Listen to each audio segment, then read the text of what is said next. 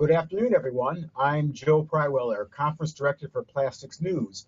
I want to welcome you to the second in our 2018 series of Fireside Chats, fueled by Holland and organized by Plastics News. We're proud to bring you this streaming event where you'll hear live, casual conversation with leading experts in the plastics industry. You'll have the option to submit questions at any time during this Fireside Chat, and they'll be answered in the order received at the end of the conversation.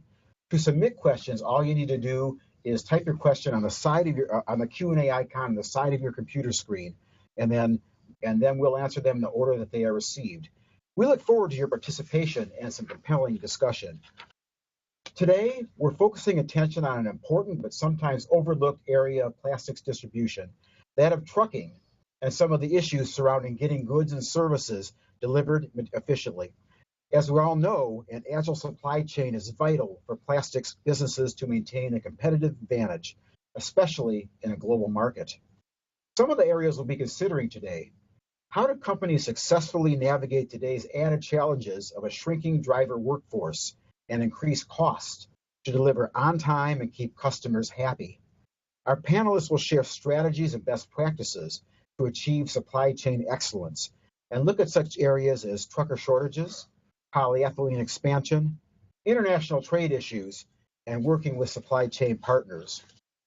Joining us today to discuss this impressive growth and the industry shifts driving it are Mike Coutts, Assistant Vice President of Sales and Marketing for Plastic Express, Jordan Hoffman, Vice President at G&D Trucking, Hoffman Transportation, Mike Mobley, Senior Vice President of Operations at Echo Global Logistics, and Pete Nutley, Vice President of Operations at Holland Company. Let me take a moment to share a bit more about each speaker's role in this industry segment. Mike Coutts has many years of supply chain experience in both warehousing and transportation of plastics. Jordan Hoffman manages many of the day-to-day operations for trucking and warehousing firm G&D Hoffman. Mike Mobley handles logistics for all things transportation and is versed in the challenges with trucker shortages and deliveries. Pete Nutley works with Holland supply chain partners to ensure the best supply, packaging, and transportation processes are in place. Allow me now to turn the conversation over to our four speakers. As a reminder, to ask a question, just open the Q&A icon on the side of your screen and type in your question at any time during this conversation. We'll get to them later in the chat. We'll lead off today's discussion by looking at the issue of trucker shortages and related industry challenges. The U.S. has been experiencing trucker shortages for the past 15 years, ever since the last recession, and that time has led to increased freight costs and service disruptions, and has led to a sense of urgency to find a resolution. I want to share a couple of alarming statistics to get us started today. In the first quarter of 2018 alone, only one truck was available for every 12 loads, the lowest ratio since 2005. And we're in a period where the average age of a truck driver is 55 years old, and where 35% of drivers leave within the first 3 months of employment. With an aging workforce and high turnover, it's little wonder that there's currently a shortage of 50 to 60,000 truck drivers in the United States alone. Let's kick off this discussion with Pete Nutley of Holland, who can address how the shortage affects resin distribution and plastics especially. Pete, what have you seen out there on the customer side? Sure. In a nutshell, we've seen challenged service rates. In other words, our on-time delivery rates have been more challenging to get to. And additionally, we've seen increase in costs to do the same service that we had been doing prior. But I think it's kind of important to back up to what has been happening to the supply chain over the past year. We're a month away from our fiscal year end, so we're kind of reflecting on some of the challenges that our group has had to work through. This time a year ago is when the hurricanes came into the Gulf Coast, Puerto Rico, and obviously Houston, created some major disruptions in the supply chain. Specifically, Houston infrastructure, in many cases, was wiped out, rail, roads, as well as producers. Houston infrastructure came back relatively quickly. It was actually pretty impressive to see that. I think probably by the end of the year to early January of 18, the infrastructure was pretty much getting back to shape. But certainly we had some disruption in that time. producer disruption, as far as producers still being in force majeure, was continuing on in 2018, causing some challenges. Certainly service rates were low as a result of these supply disruptions and these logistics disruptions, as well as we started to have increase in cost because we're shipping material from longer distances to fill the void that this disruption created. Things leveled off a little bit towards the end of first quarter of 2018, and service rates started to come a little bit more into historical positions, as well as availability seemed to be pretty consistent and good. But then about April, we started to see a shift again. And that shift seemed to be lack of availability in some cases. We've seen increase in costs in particular lanes and certainly in spot pricing. And again, we saw challenges in getting back to on-time delivery to our historical rates. And that seems to coincide with the ELD mandate going live in April of 18. Do you want to explain the ELD mandate a little Sure. bit for us? Yeah, so it was a government a mandate of electronic log devices. So all carriers previously were keeping paper logs of their transit, monitoring their hours, and that now converted to an electronic device. It's actually been a conversation that's been developing for years, and it was kind of being told that there was going to be some capacity challenges as a result of it. And it seems like that really came true in April when it was fully mandated. How do these and other regulations that are out there affect trucker drivers and shortages? Yeah. Well, so I just want to, this, as you mentioned, Sure. This isn't a new problem. This is something that's been growing for quite a while. Since we came out of the recession, the economy's been growing. And at the same time, you already mentioned this, an aging workforce. So every year as the economy grows, you need more truckers. But the aging workforce, we're not replacing older truckers with younger truckers, so there ends up being less truckers available to handle the growth in the economy over the years. It hasn't kept up, in other words. That's correct. So the problem's gotten worse and worse and worse over the years. I think what's happened, along with that, housing has grown, and housing it tends to be, for one, a reference point is it takes about 7 trucks for a house to be built, so that adds to demand. And then there's a similar workforce, a similar profile of a driver versus someone that works construction. So often, if given the choice, they're going to go construction because they can be home at night. So those things have been building over the years. And then I think what the ELD mandate, along with some weather events, it sort of put it at a tipping point. Sure. And so it's been gradually increasing, and it was a problem. But then we hit this tipping point at the beginning of the year that set us over. It's kind of a go ahead. perfect storm. Yeah, Yes. yeah. Well, and the Quite economy's literally. been growing Yeah, too yeah. at the same time. Imagine that helps with new housing starts, Absolutely. with retail increasing and then doing well for the last few years. I imagine all of that helps with this perfect storm. Right? Absolutely. Yeah. Absolutely. Yeah. And obviously with the aging driver pool, one thing we see, retirement was on the horizon for some of these gentlemen and ladies that were in the industry. And they actually called it quits early. We've known people where 5 years, they were going to give it another 5 years, but with the electronic log mandate, they just didn't like the idea of, being monitored literally by the minute. And they ended up retiring early and getting out of transportation in general. Are there fewer trucking companies now because of that too? Some of the mom and pops? I believe That's so. correct. Yeah. So in Jordan and my business, we are in a specialized hauling business, bulk trucks, very expensive, not quite the ease of entry for a small trucker to get in. Okay. Right.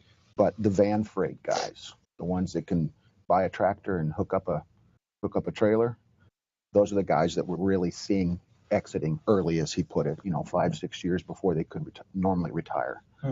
Because it's for them, there are too many things in their way of being able to make a profit. Yeah, they were going to have to make this investment. I mean, it's not a massive investment, but it's an investment, to put an ELD in your truck. And when you look at the stats, 2017 stats, the average driver earned $42,500 a year, down about $2,500 from 2016. And with this rising demand, that's just not enough of a wage to, make it sexy enough for someone to be in a truck and be gone 2 to 3 weeks on the road at a time, where they could get a warehouse job, something, that puts them at home with their family every night of the week.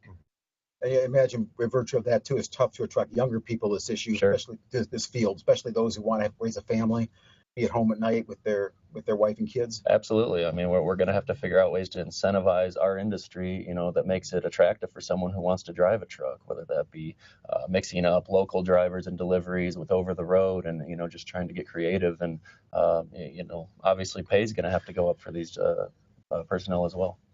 Yeah, Difficult to do that in today's economy, right? There's a lot of good jobs out there, and that's a unemployment's historically low, right? Yeah. So there's a lot of options.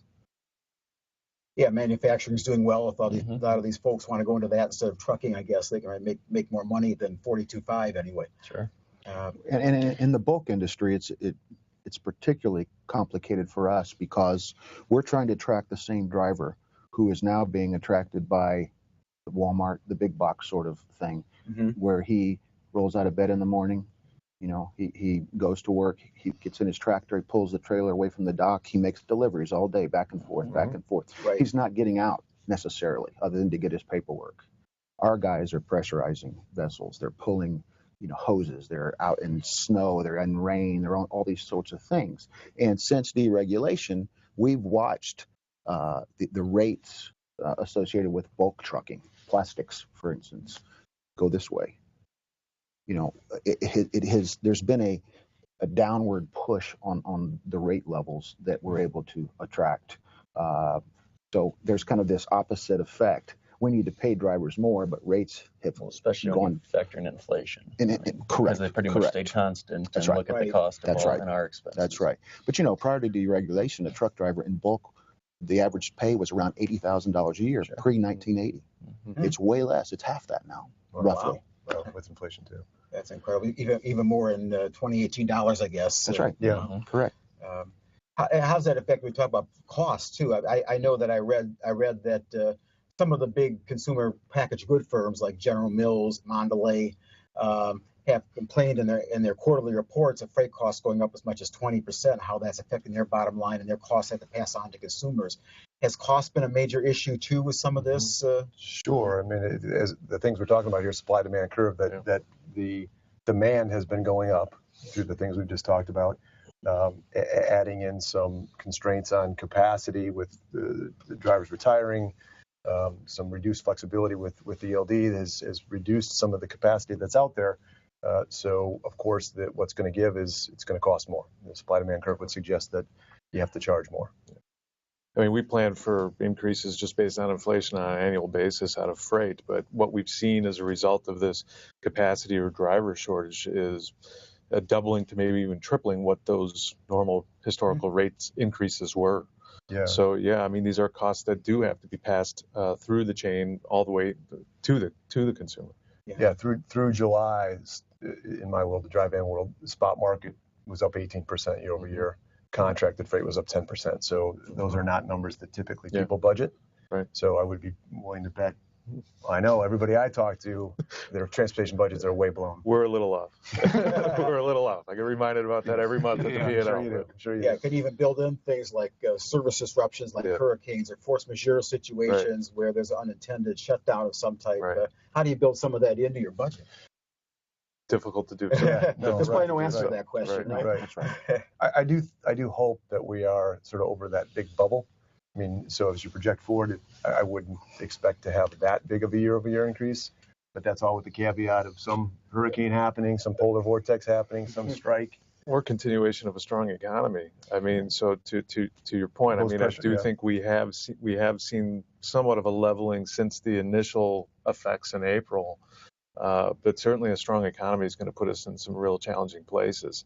I mean, I was being counseled about budgets for the next year that, one rate below 3% and another rate increase above 3% for GDP, double digits if GDP is above 3%. So, a lot of things can affect this cost for sure. Oh, sure. Does that harm flexibility too in some cases? What you have available? Yeah, I would say that I mean at some point, and it's interesting. There's regional challenges with this, but there's on availability. But I would say absolutely with the driver shortage, a lot of flexibility that once existed in the marketplace seems to be gone. Booking loads, we're doing that much more in advance than we ever had before, certainly in the world of bulk trucking. The days of, an order today, book it for tomorrow are getting more and more challenging to fulfill those orders. Yeah, I've certainly seen situations to where in prior years you would communicate a load plan of a planned schedule of picking up loads, and you could make changes to that and you could tweak it, and a carrier would be tolerant of that. Now, not tolerant of it at all. It's like, no, you told me today, and if it's not today, that rate is off, and it's now into the spot market. Interestingly, working out of the Gulf Coast as I do, I was part of the whole hurricane thing, and you talk about capacity and flexibility to get trucks and that sort of thing. In the bulk world, we had we saw producers coming to us and paying us a lot of money to secure capacity. It's like an insurance policy, so that they would have, because the railroads are out, as Pete pointed out. They were doing long haul trucks. They're going to Canada from Houston to make a delivery. So trucks are gone for, a week. I heard their average radius went from like a 500-mile average bulk truck radius to, in some cases, 1,200-mile radius. That's exactly right. So the point of that is, as a result of the hurricane happening, people were contracting truck capacity, whether they used it or not. So that truck was tied down. So there's another push down on the availability of capacity right there. Yeah, the supply is obviously lower because of that. And ironically, and we've had this discussion, Pete, is that we plan for, we know that these external things are going to happen, hurricanes and floods and whatever, things that are going to impact, whether it's a plant going down, a force majeure, those types of things. So you have to expect the unexpected, but you don't know what that's going to be. Of course. So some of these folks have gone forward from there and said, you know what, we're going to keep this truck capacity tied down. This continuity planning, business continuity planning. So they're paying a lot of dollars every week for a truck and a driver, whether it moves or it doesn't. Right, and that speaks to the cost. Right, it speaks to the cost. Speaks to the cost. Have you found on the trucker side too, Jordan, that you can't be as flexible with your drivers and from your perspective on the other side of things? I'm happy today that we've got different modes of transportation representing what we're talking about today, because Mike's world and our world are two completely different animals. Right. And while obviously cost is a huge issue, and yes, everyone's seeing rising costs, even on our end, the rising expenses that we just haven't been able to pass along for the longest time, and now everything's kind of coming to fruition at once and coming to a head. But we look more at efficiencies and what we are losing out on given the current market conditions. Obviously, the regulations where, the law technically hasn't changed from the paper logs to what the ELDs are mandating. But, as I mentioned earlier, you're literally being tracked by the minute where, prior to ELDs, there were some realistic flexibilities that, drivers could present a legal log, but just be a little more flexible there. And there's costs involved, obviously. Oh, absolutely. So obviously, you're in a market where we've gotten to a customer base who expects deliveries at a certain time, and you've only got so many assets. So, to working with those customers, trying to educate them on the current market conditions and the hardships that we deal with, so we can still maintain a level of service that they're used to. And obviously, we want to continue to keep cost as a steady level as possible. So working with them to try and open up receiving hours, their conveying systems and their piping systems, just to try and create a more efficient system to where we can get out and we're not being held up, that cuts into valuable driving time for these drivers. Sure. Well, on your end, too, you're hampered quite a bit by the 60,000 driver shortage in the U.S. alone. Is that something you can counteract at all? That puts a big burden on your business, I imagine. Sure. I know you don't have 50,000 worker shortage, but you must be short workers too, I imagine. Yeah, we're very fortunate, and us gentlemen were discussing before this. I think it's regional, but we're fortunate to where we've got between a 2% and 3% turnover rate, where last year the transportation industry averaged 97% turnover. Wow, so 97%. So, we're very fortunate and blessed that we're able to have an employee base that, stays loyal and true, but, that comes with a price as well. We feel that turnover is just a huge added cost that we don't want to deal with, and obviously, paying a little more up front and, making them feel like they have a stake in something and being part of something and secure, and promoting the family value is something that our employees, our driver base wants to be a part of. So. I was going to say, what's your secret sauce to have that low turnover compared to others? Is it just paying them better? It's that, it's cultural ownership, being involved in the day-to-day operations, them having a direct line to ownership. And obviously that's not possible with larger corporations sometimes, but, great benefits, full paid benefits for them and their families, and really just them taking pride in what they do, and because really they're the representation of not only our company but our customer base as well. Companies like M. Holland and the suppliers and other distributors that we haul for, it's really the customer that sees their face every day, and more so than any of ours. So they've got a lot on their plate. They've got a lot of different hats to wear, and they deserve to be rewarded for that. Is it tough to go ahead? I was just going to say our turnover rate is higher than Jordan's. We're represented in 37 different locations around the country. Okay, and it is a very cultural. It's a regional thing in terms of where we're seeing the opportunity. We'll call it. On the West Coast, we're about 5% per annum. Our average across the board is around 10%, which is still a really good number relative to the market. It is. Ironically, our East Coast presence, drivers are approaching six figures. And the turnover rate for us is way higher than that average. That seems it's a cultural contradictory. It does. It does. It's a very, very, the East Coast is a difficult place, with traffic and all those sorts of things. Sure. We provide, some of the tools that we have is every new driver gets a new tractor. We have beautiful equipment.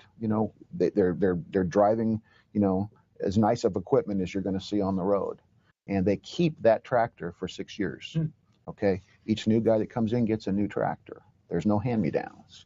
So we're trying to do things like that to incent those guys to want to be there. Pride and ownership. Pride of ownership. What's the average age of? Are you guys able to identify young guys? Our average age driver is 50. 50. But are you able to attract some of the younger people too? We are. Are you? We are. Again, regionally it's different. In the Gulf Coast, our drivers are, I'm going to guess, the average age range is maybe 40. Okay, so they've got some time left. The West Coast is a younger group. The Midwest is probably some of our older guys, but they're our hardest working 55 guys. to 57, yeah. And then the East Coast, it's all over the range. It's all over the range, and they will move on for anything. It's really, really hard to retain drivers in the Northeast. So it's cultural, it's regional, it's all those things.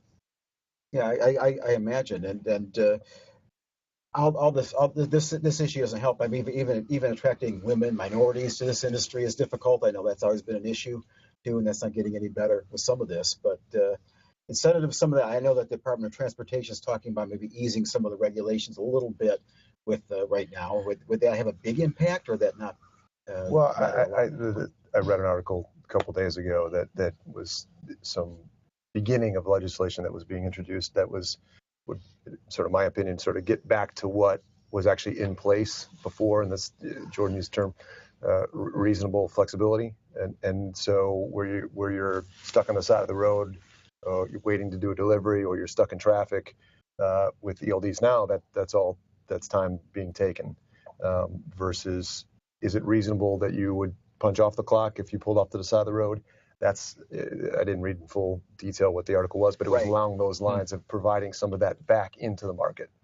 Yeah, I know there's even regulations on having to check for sleep apnea with the driver, for instance. So it'd be one, or monitoring how fast they go on the highway, essentially. Yeah, there's regulators that put on. So there's a lot of restrictions at the moment too with some of that. Yeah. That but we're finding. A lot of us, from a regulatory standpoint, our voices are being heard on Capitol Hill with legislation.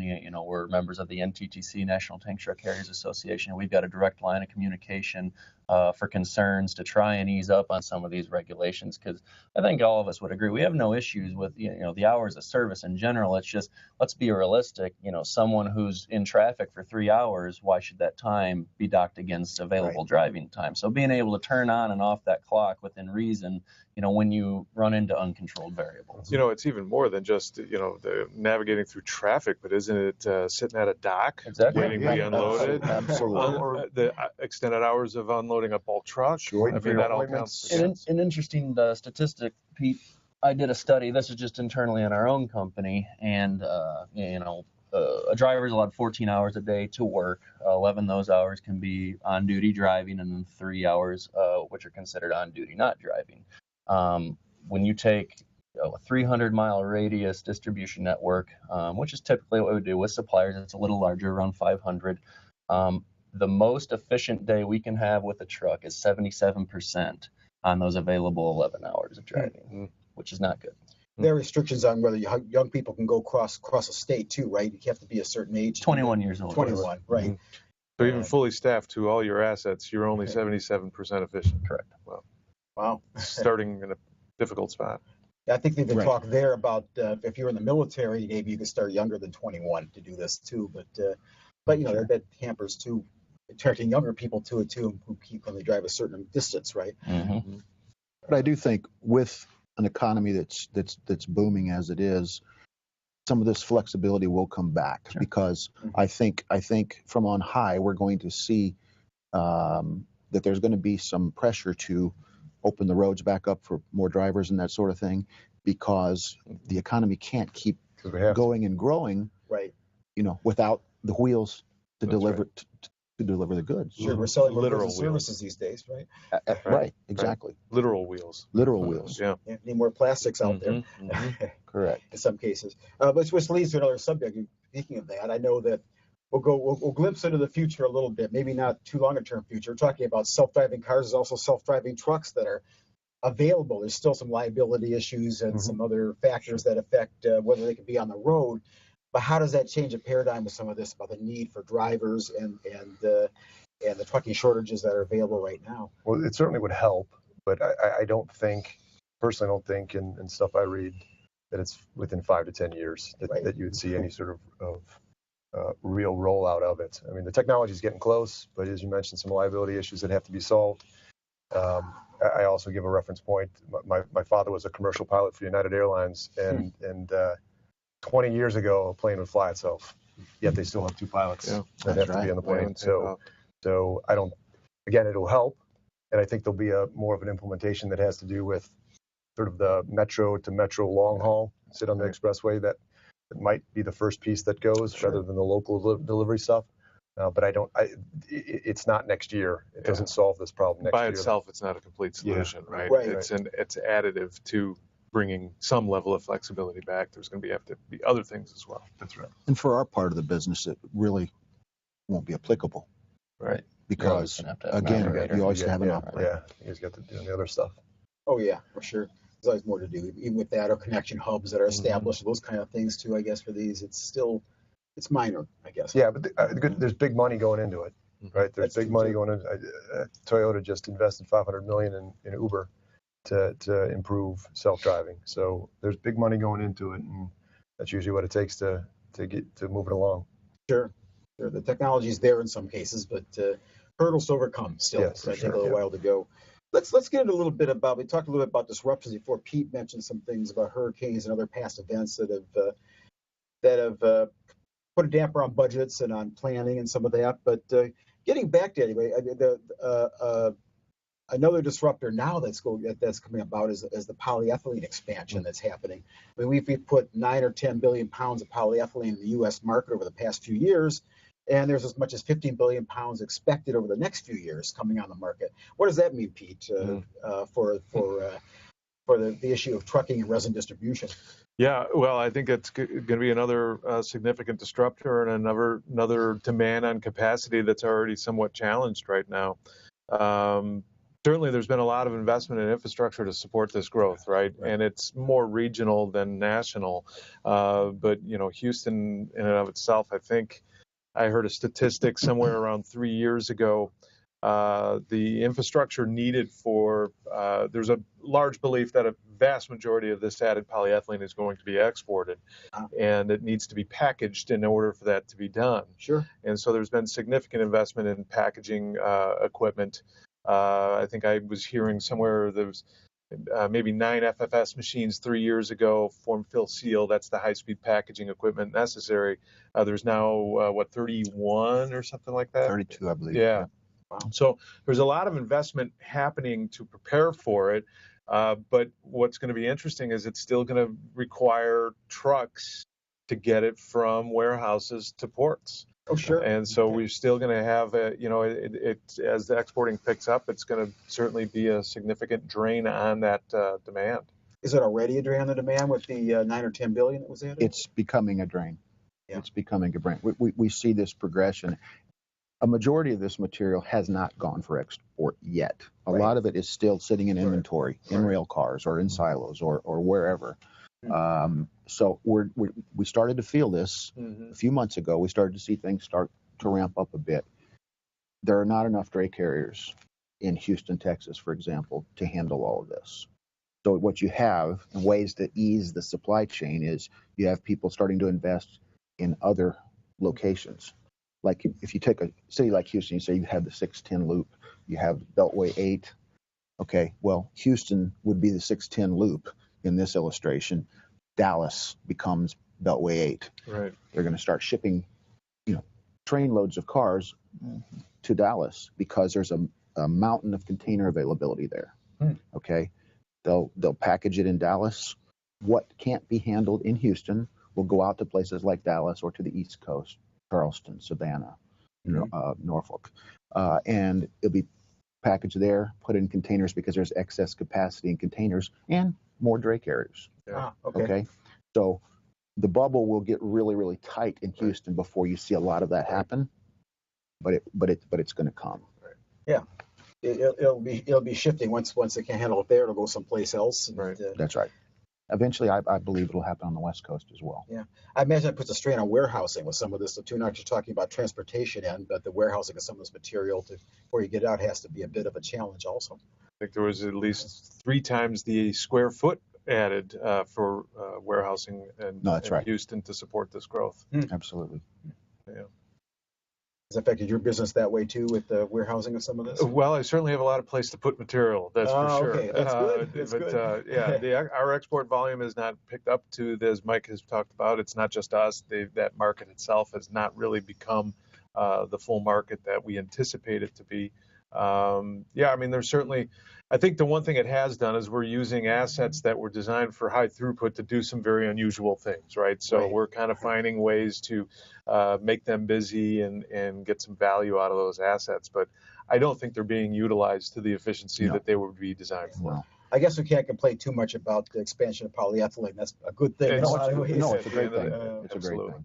But it has created sort of this reactive sort of herky-jerky motion within those of us that are in the warehousing piece, because as he pointed out, we're doing other things, domestic boxing or super sacks, with on one-off materials, things that their sales force are out there, pounding the turf looking for opportunity when there isn't an export opportunity yet. Right. Okay. Right. So what we're built for and what we're doing are two parallel things. Okay, but but we see the migration starting to happen. Until a couple of weeks ago, when the Chinese tariffs came into play, we had really started to see things were starting to take off. Okay, that obviously put another wrinkle on that racing for sure. Right. Because things kind of came to a grinding halt. Okay, again, we have to react to what's going on in the environment. Hey, let's go there for a minute about Chinese tariffs. I know that the talk is Chinese goods that are imported, as much as $50 to $60 billion worth of imports from China would be taxed with tariffs ranging from 5% to 25% duties. What does that mean for the industry generally? Well, for us, the response was that China put a 25% tariff on polyethylene. High density and linear low density now have a 25% tariff.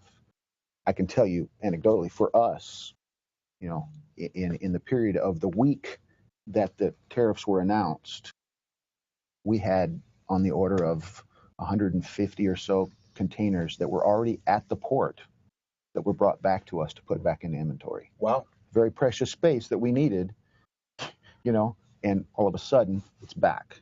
Okay, so now we're kind of in this holding pattern until they figure out what's going on.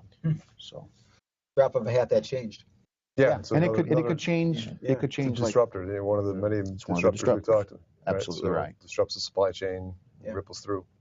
Or trucking company standpoint, is there anything you've seen from the tariff side of things? In the Midwest, we haven't been affected too much, so that's why I was interested to hear Mike's take on it. Obviously, Pete and the other distributors that we do business with who are involved in the export market, obviously getting their take. But, to kind of rewind, this does interest me because, while we just built a new facility down in about 50 miles southwest of Chicago, for a large volume resin throughput distribution center, we felt that once, the Houston and Gulf market came to capacity with export, that Chicago may be looked at as a third or fourth option because, Sure. It's centrally located. You can go any direction. It's got a high volume of empty containers, and it acts as almost like a hybrid forward sit model where you can either sell it domestically or figure out if you want to export it, just get it out of Houston because it's a quick avenue out. So this really does intrigue me to see what direction, the tariff talk will go. Because, even though this was built for domestic distribution, we think, this is a viable option for export down the road. Sure. It's a very fluid thing, which is hard to plan for, I imagine. That and the work being done with NAFTA, with Mexico, maybe Canada, if they come in the fold with this too. But it's hard to plan for this, I imagine, because of the fluidity involved and the changes that could happen on a daily basis, I imagine, with some of this, right? How do you plan for something like this? Is there a way to do that? I don't know that you plan with the best intentions, and through nimbleness you react to what the market's doing. What's doing. Yeah. I think we talked before about nimbleness being a key word in many cases, and that's a nice word to use. But can you be nimble with trucker shortages going on and some of the industry disruptors that are happening? How do you be nimble in this type of environment? Yeah. I guess in that particular situation, I think everybody that's part of the supply chain needs to look at their portion of it to see what kind of flexibility we can bring back, right? You're right, nimbleness is going to be challenging, but I do think we need to find a way to bring some space back to our supply chain. What could that look like? That could look like for my customer base, maybe ordering earlier. Maybe ordering more than you normally have ordered, maybe opening up a delivery window instead of expecting material on a particular day. Give me a 3 to 4 day window to get product to you. I think again, we all have to look at pieces of our supply chains in which we can find some flexibility, share information, and be very strategic, and bring some transparency to the rest of the supply chain on what your real needs are, and through talking it through, maybe we can find some ways to get some flexibility back. And it has to happen all the way through the system. That's to my customer and to his customer. Everybody has to be a part of that solution. Okay, we can't bury our head in the sand because this problem is not going to go away. Right. Imagine that this could go on for a while, especially the economy the way it is, and it will go on for a while. Yeah. I think what is a 50,000 driver shortage? I've seen some articles that said within 10 years it could be 500,000 driver shortage. 10 times what it is today. But Jordan and I have talked a bit, and we've actually offered customers like Holland our services to bring our expertise, whether it's us or our operations folks, out with them to visit customers, as you put it, to look at their piping schematics, however they're set up, to talk with them about how they can help us be more efficient for them, letting us come in between 6 p.m. and 6 a.m., for example, when the roads aren't busy. Going back to the ELD thing, the guy can get there in 30 minutes rather than 2 hours. Well, that's an hour and a half efficiency gain we get if we can deliver at 8 p.m. versus 8 a.m. So those types of things, we're willing to go out and evangelize this and to help their customers with those types of solutions, to get them to help us so that we can do. There's a lot of education that has to occur, right? I don't think I think you started this by saying there wasn't a lot of knowledge about this particular part of the industry because we've largely asked for services and gotten them to our desire. But now that's significantly being challenged. Absolutely. And so we do have to educate people on what it takes to move things through the supply chain, again, so we can all kind of contribute back. I don't think there's a silver bullet in this. I think it's everybody's contribution. Yeah, you seeing that too, Jordan? Oh, absolutely. I mean, we're on a big initiative now, offering our entire customer base, like Mike said, a partnership to go out collectively to the end users and say, what can we do to improve the situation? Because, obviously the efficiencies that we gain, we can pass through them, and they're, just less traffic throughout their entire site. Obviously cost efficiencies, demurrage is a big issue, being held up for 3, 4, 5 hours at a time with an asset and a driver. That cuts into hours of service, and that's higher cost for the customer and then the end user. So the more efficiencies we can gain, those can be passed through, and they can still continue to expect the same great service that they've always gotten from us. Oh, sure. So you're working pretty closely with your customers at the moment? Yes. And, up and down, whether it's carrier, customer, Down the shipper, anybody, warehouse, all those areas. Mhm. More so in the past. Are there strategies that you're using to do some of this? Are you actually having sit-down meetings going through some of this, or is it just a matter of having to work by the seat of your pants sometime to get this done? No, we've had some success, and I'm not specific to the plastic industry, but Right. sort of generically speaking, having carrier, client, shipper forums. And so we have forums. business reviews where we go through and we bring carriers in to talk about what the challenges have been and why they are either a good shipper, I don't say a bad shipper, but better or worse shipper, and what are the things that could be done to improve, like when I'm ready, when you schedule a pickup, product ideally is ready. So the guy doesn't come and have to wait and burn hours. When I'm doing a delivery, make sure there's a dock door to actually do the delivery. I think those are kind of simple ones, but then there's lots of things like packaging and other things that ripple through. And when you're in your own world thinking about your own business, you don't necessarily know it's a problem for somebody else until you have a sit down and walk through those issues. Yeah, we've been actively educating the market as much as we possibly can. We've got FAQs that have been put out. We've got some blog posts that have been done. Additionally, this type of panel we've been hosting in other venues to really try to evangelize this message. So I think we're certainly going to take up the challenge from our partners here to bring it to as many people as we possibly can. We're getting a lot of positive feedback too. Very positive. Many resin salesmen, just Yeah. operations personnel have reached out to us and say, hey, we think this is a great idea. We'd love to partner with you and see where we can gain efficiencies on the end user side. Yeah. Some of it's really just been connecting dots that nobody's ever thought to connect And before, right? that's Just the way it's been, and that's right. That's exactly right. And that sales force, who's so critical to this process, from the forums that we've been involved in, they really didn't know. Right. So this is the message, and they're receiving it very well. I've been very impressed with the feedback that we're getting. So that trickle down. I mean, they're the one that's going to help us get in there to get that message out. We're getting near the end of our time. We want to open up for questions, but I'll ask you all for any final comments you might have on how we're addressing the trucker shortage, what's being done, how you're working with your supply chain partners, anything that what kind of message you want to impart to those listening to this chat today. Sure. Let's go down. Start with Pete, I guess, over here. We're doing some very functional things. We're investing in technology, so we're expanding our TMS and launching out a new system here within the next 30 days, in which we look to optimize our outbound shipments, do some more combination of outbound shipments, do some better planning. Again, we're approaching our customer base about trying to find ways to bring flexibility back to the supply chain through, again, ordering larger volumes, ordering earlier, giving us broader delivery windows than historically had been there. And again, by participating in forums like this and evangelizing this message and leaning into the community to ask for assistance, because it's going to take all of us to do it. Sure. Yeah. Mike? So I would say share information across your full supply chain. The more you're talking, the more about challenges that you share with your partners, the better chances you're going to have of solving them. Be predictable as you can be. Obviously, flexibility is good, but be predictable as you can be. And then for the inevitable disruption, try to introduce some redundancies if possible. Give an example of, I used to import product from Asia through Long Beach. So it was a Long Beach strike. So from then on, I alternated from Tacoma to Long Beach so that I would always have an option if something went down in one of the ports. Jordan? Obviously just having a long-term perspective on how we can improve, the industry as a whole. One of those being on the regulatory perspective of it.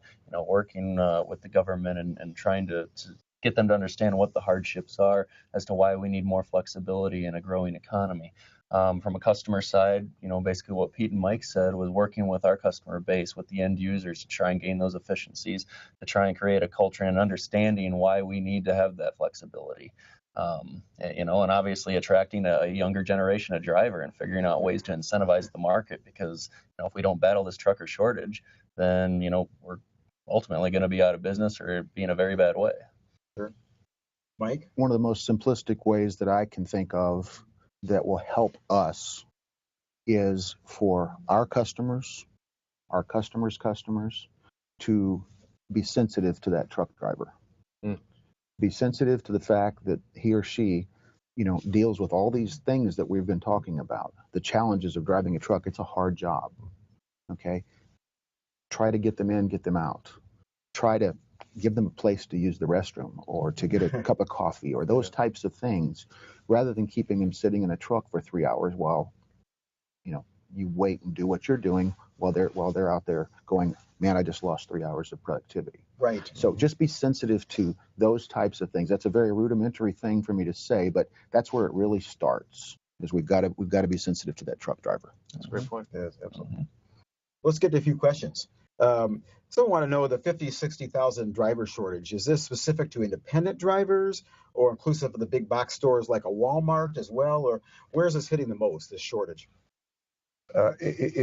It's an estimate for one. There's no exact metric to it, and it's across the industry, so it includes the private industry associated with Walmart's own drivers, and then the more public sector too.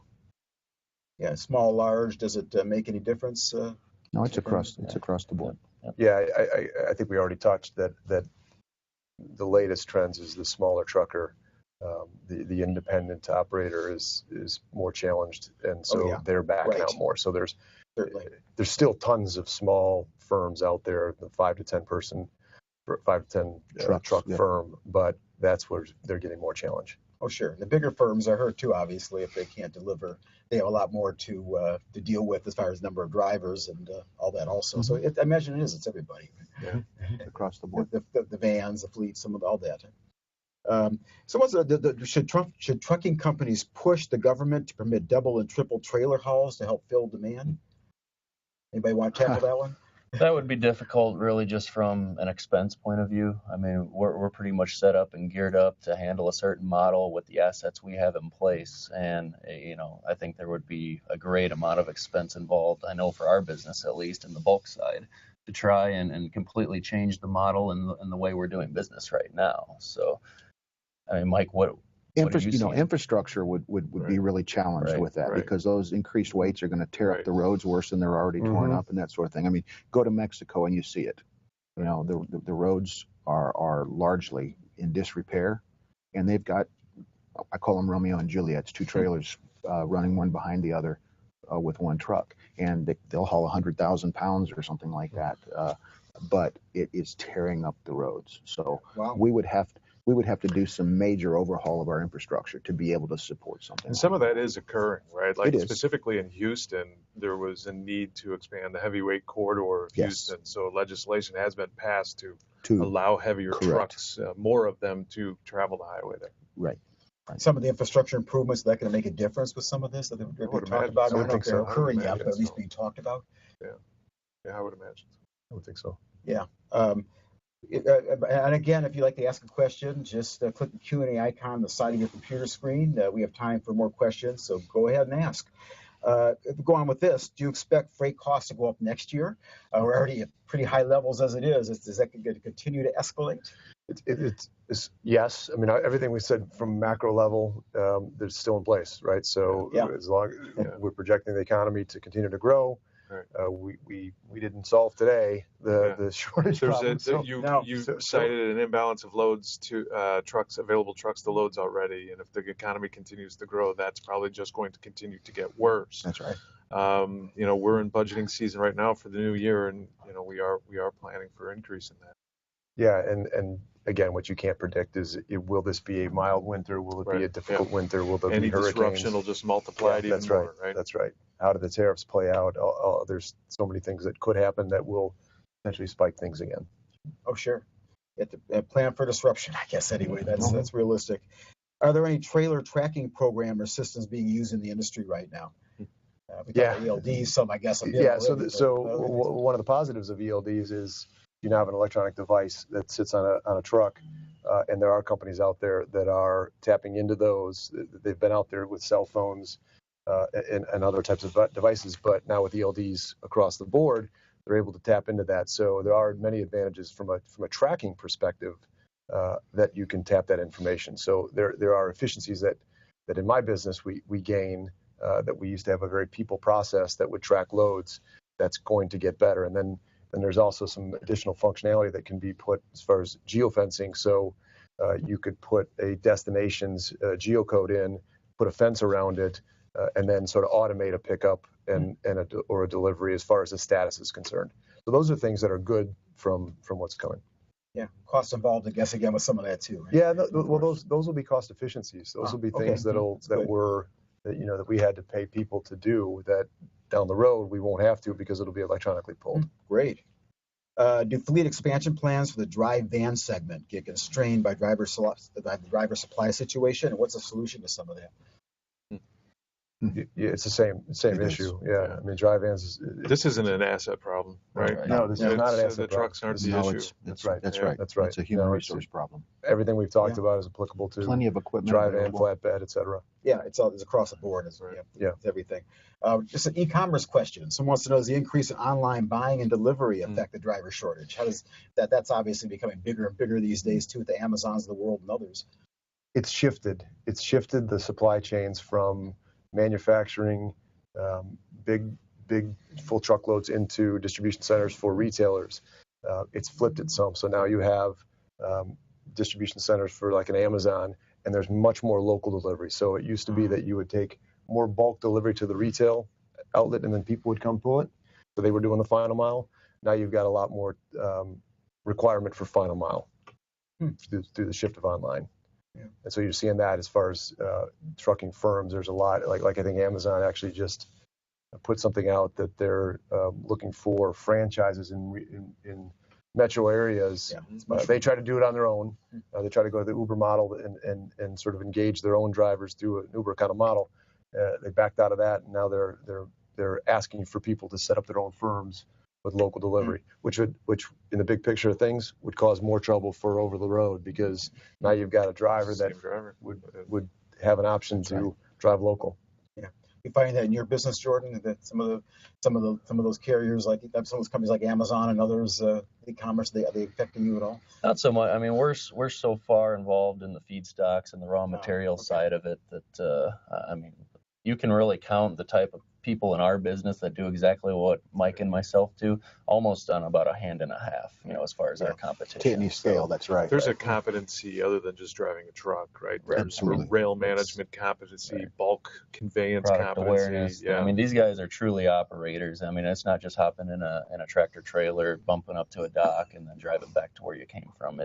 There's a lot more involved in our side of the business as far as understanding pneumatics, product awareness, and so forth. Oh, sure. A lot more complicated than just that.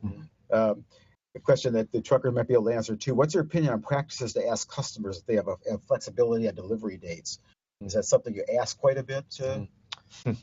We ask our customers. I think they're all going to point to me on that. Who wants to ask? That goes to Pete. Yeah, well, I think, it is an effort that we are undertaking, at least at our organization, to speak to our customers about trying to get into that flexibility and try to bring awareness that a broader delivery window will bring flexibility back to the supply chain. And I'm not sure that it will remove the extra costs that we're experiencing right now, but certainly could defray them or minimize the impact of those costs.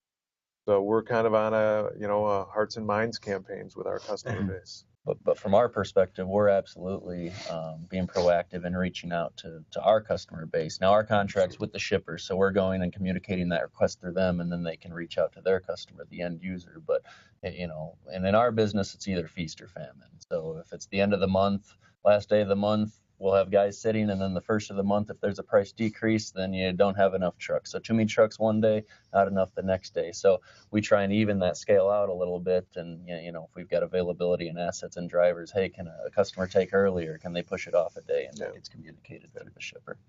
Great. A question from the resin distribution standpoint. Is there a freight surcharge that you put on resin compared to like components or packaging or something else? And if that's so, why would it just be for resin and not other types of goods? Yeah. Speaking to why a surcharge would be applied to other goods, I can't speak to the other industries and how they're handling their freight costs. But specifically in distribution, M. Holland instituted a logistics surcharge just recently. As well, we're familiar that a number of our competitors and even producers have done the same. It's really an effort to try to address the additional charges that we're paying right now as a result of what's happening in this shortage. Again, to other industries, I'm not sure I can explain what they would do or wouldn't do with their freight charges. Okay. One more question, and then we'll wrap up. And if you didn't get questions answered, you could reach out and we could. But I think anyway, you answered a lot of this during the conversation. It's been great. Question is, do trucking firms partner more with rail freight containers to look at potential solutions through that avenue? Is trucking and rail work hand in hand, I guess, in collaboration efforts? Yeah. What you'll see in the industry is as over-the-road costs go up, rail becomes more of an option. You see tendencies of volume moves to rail, and then if over-the-road comes back down, then it'll move more to, because there's a flexibility with over-the-road that is a little less flexible on rail. But a lot of over-the-road companies, big over-the-road companies, will use rail for line haul pieces of things. They'll do a local pickup, they'll put it on rail, take it to another metro, and then dray it pick it up and deliver it on the other end. And they've been using that model for years. Absolutely. Nothing's really changed. Absolutely. Intermodal has increed recently as a result of this ELD. Their demand has picked up quite a bit. Yeah, I imagine it helps that right now with what's going on in the industry and the environment generally. But certainly, Joe, and then the raw material distribution network, rail and transportation works hand in hand. Absolutely. I mean, those are strategic decisions made where we set up our infrastructure and what rail line that's on, dependent on a supplier like a BASF or a Dow or a Chevron Phillips or someone who makes the plastic. Obviously their plants are serviced by a Class 1 railroad, so we set up our infrastructure on hopefully something that would be dual served by two Class 1s, but if not, then a Class 1 railroad that can be a direct origin destination line haul to try and reduce that freight cost. And then obviously we're the distribution network for the raw materials. Great. Excellent conversation.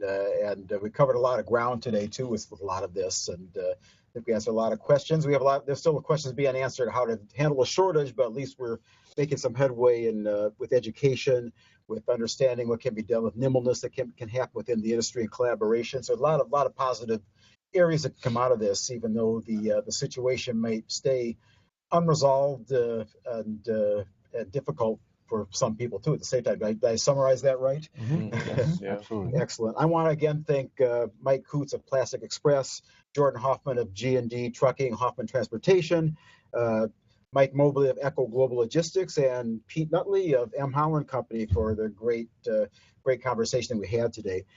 This topic, as you know, will continue to be important as we remain nimble, look for opportunities to address driver shortages. And I appreciate all your help in getting the word out and expanding the education and knowledge of this industry. We also appreciate your attendance at this Fireside Chat, fueled by M. Holland and produced by Plastics News. If you want to revisit the chat, the entire event will be archived on the live stream webinar section of plasticsnews.com. Again, this chat and the others in our continuing series can be found on our website, so you can look at everything that's been done to date. Thank you again for joining us today, and we're grateful for your support of our series of Fireside Chats throughout the year. Look for the next in our series of Fireside Chats, fueled by M. Holland Company, produced by Plastics News, coming up soon. We'll talk again then. Thank you.